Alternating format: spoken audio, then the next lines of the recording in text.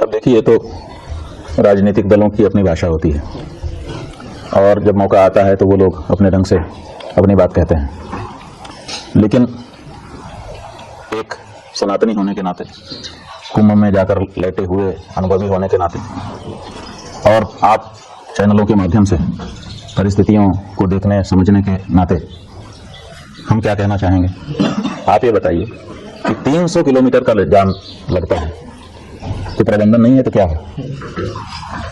जो लोग वहां पर पहुंचे हैं 25-25, 30-30 किलोमीटर उनको पैदल चलना पड़ता है अपना सामान उठा करके, कोई प्रबंधन नहीं है तो क्या है?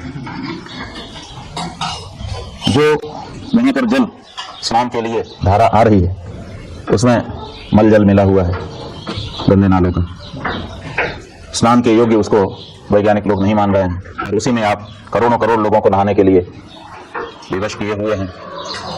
वो अपनी श्रद्धा से नहा रहे हैं वो अलग बात है, लेकिन आपका तो काम था कि नालों को थोड़े दिन के लिए या तो रोक देते या तो डाइवर्ट कर देते ताकि कम से कम स्नान के समय शुद्ध जल उनको धारा का मिल सकता।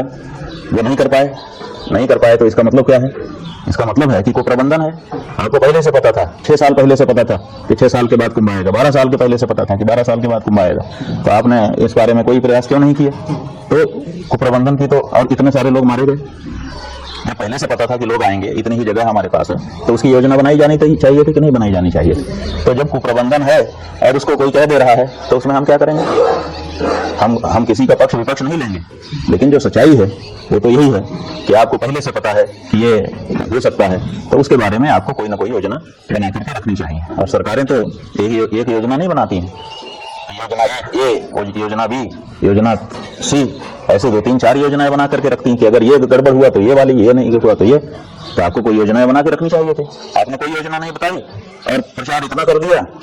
और झूठा प्रचार, 144 साल की तो बात ही झूठी है, तो झूठा प्रचार करके लोगों को आपने आकर्षित कर दिया और आपके पास व्यवस्था थी नहीं। ये बताइए कि जब आपके पास भोजन नहीं है खिलाने के लिए तो आप लोगों को आमंत्रित क्यों कर रहे हो? अब लोग आ जाएंगे, उसके बाद खाएंगे क्या? और आपके पास खिलाने के लिए ना तो भोजन है ना तो बैठाने के लिए जगह है, और आपने ढिंढोरा पीट दिया कि आइए भंडारा चल रहा है। ऐसा होता है क्या? जितने लोगों की व्यवस्था आप कर सकते हैं उतने लोगों के लिए आप आमंत्रण करिए और उतने लोगों को ठीक से वहां पर जो भी किया जाना है करके वापस भेजिए, सुरक्षित आशीर्वाद लीजिए। ये तो ठीक लगता है। क्यों नहीं? मुख्यमंत्री जी ने कहा कि हमारे पास इतना एकड़ की जमीन है, इतना एकड़ के रास्ते हैं, इतने वाहनों के लिए जगह है, उतने लोग कृपा करके आइए, बाकी लोग मत आइए ताकि अब व्यवस्था न फैल जाए, किसी के प्राण चले जाएं, ये मैं नहीं चाहूंगा।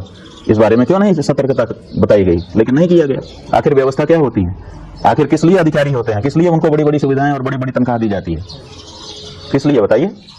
यही सबके लिए तो कि वो सुव्यवस्था बनाएंगे बैठ करके, लेकिन ऐसा कुछ नहीं हुआ। अंधाधुंध लोगों को आमंत्रित कर दिया गया कि आइए, अब दोबारा नहीं मिलेगा मौका। और उसके बाद कोई देखने वाला नहीं, कोई सहाल नहीं। पुल बनाए गए, वो पुल बंद कर दिए जाते हैं। आखिर पुल काहे के लिए बनाए गए थे? लोग इधर से उधर आवागमन कर सकें। लगा दिया, जो जाना चाहे वो जा भी नहीं सकता, जो आना चाहे वो आ भी नहीं सकता।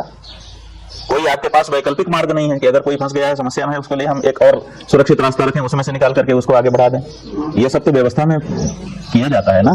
तो ये जो क्राउड मैनेजमेंट का जो सिद्धांत है, उस सिद्धांत का भी परिपालन यहाँ पर नहीं किया गया। हॉस्पिटैलिटी का जो सिद्धांत है कि हम मेजबान हैं, हम अगर लोगों को आमंत्रित कर रहे हैं, आवाहन कर रहे हैं, तो उतना व्यवस्था हमारे पास होनी चाहिए, उसका भी कोई ख्याल नहीं रखा गया है। और यहाँ तक कि लोग मर गए तो उस मृत्यु को छिपाने का भी काम आपके द्वारा किया गया, जो घोर अपराध था। तो ऐसी परिस्थिति में कोई अगर इसको कोई संज्ञा देता है तो हम गलत नहीं कह पाएंगे।